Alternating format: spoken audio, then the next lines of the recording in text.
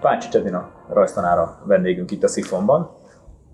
Egy kicsit a kiállításról szeretnék veled beszélni. Miért ezt a címet kapta ez a kiállítás? Stúdium. Ha ezt lefordítjuk, ezt a szót, ez nem jelent más, tanulmány. Tanulmányokat. Itt a most jelenlegi kiállításunkon tanulmányokat látunk. Legfőképpen színes megoldásokat. Ezek a színes megoldások között azért szerepel egy-két olyan tanulmányjellegű, tényleg tanulmányjellegű rajz, ami szénnel készült. Itt a sára munkája és a lila munkája látható hátam mögött.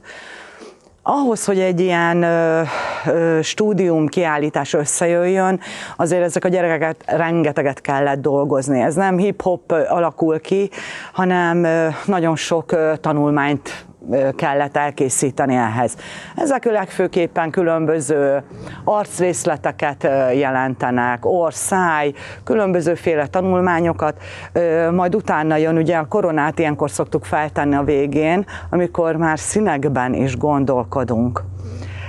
Maga a kiállítás, ha megnézitek, különböző nevek vannak itt. Tehát látjuk az alkotók nevét, és utána pedig... Női nevek vannak, ahogy látom.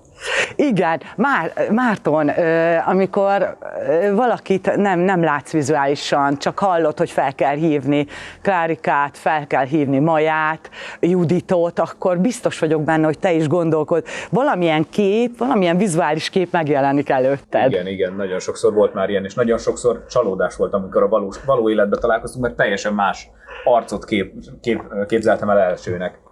Hát én is így gondoltam, és mi is így gondoltuk, hogy nem minden esetben, de szoktunk azt mondani, hogy vannak a Juditok. Ők milyenek. És ez a kiállítás azért ezekre a keresztnevekre is asszociál, hogy milyenek számunkra különböző keresztnevek. Fantasztikus dolog így elmélyedni magába a névbe, és a névhez tulajdonítható személyiségre, belső tulajdonságra. Úgyhogy ennek a végeredményét látjuk most itt, és az lehet érdekes, hogyha eljönnek ide esetleg a fiatalok megnézni, de az idősebb generáció is. Szerintem ők is egy-egy részletében, egy kép részletében, egy kék szemben azért el fognak merülni, és fel fogják ismerni az ismerőseiket szerintem. Hány éves alkotókról beszélünk?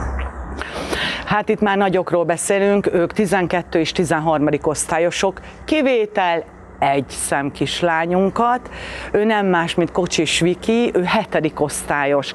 Valahogy annyira érett és olyan alázatos a munkában, hogy őt a nagycsoportba be is invitáltuk, és szerényen, meghúzódva, de ő is látvány után fest.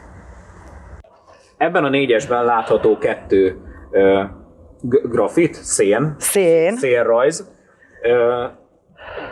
Beszéltünk arról, hogy ez a 2 ez teljesen más technikával készül. Miért van többféle variációja ennek a stúdium kiállításnak? Nagyon fontosak a lépések, lépcsőfokok, honnan indulunk és hová tartunk.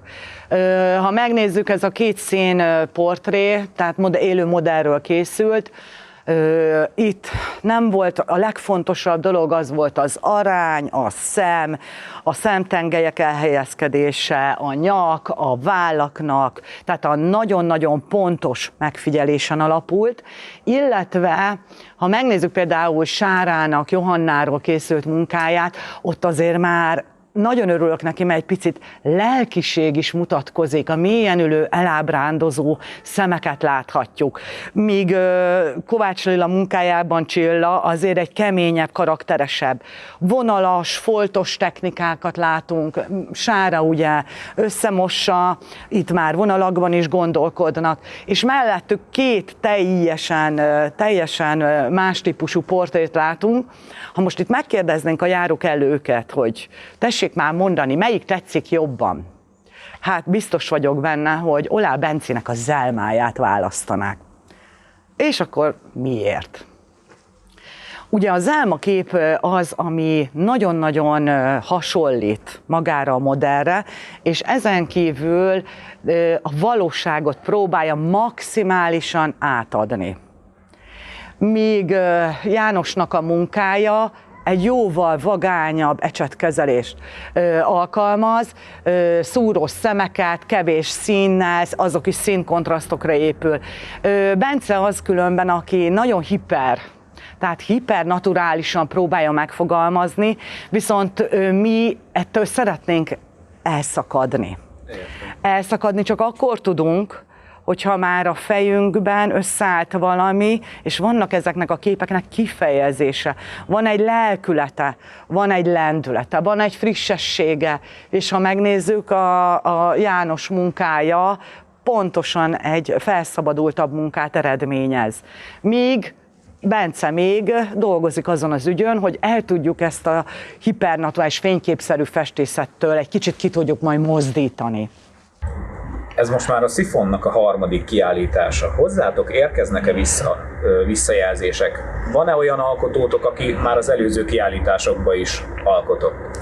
Igen, vannak visszajelzések. Én nagyon örülök neki, hogy sokszor említettem, hogy nincs a diákoknak kiállítási tér. Én és a diákjaimmal hajlandóak vagyunk, havonta is képesek vagyunk összerakni egy olyan anyagot, amit szeretnénk megmutatni, hogy mások is lássanak, hogy hol tartunk, és hogy mennyit fejlődtek például. Igen, itt van például Vanda munkái is, aki, ha megnézzük a parafrázisok alatt, hogy festette meg a Dürer képmást, ahhoz képest mennyit fejlődött, csak egy hónap alatt is mennyit lehet fejlődni.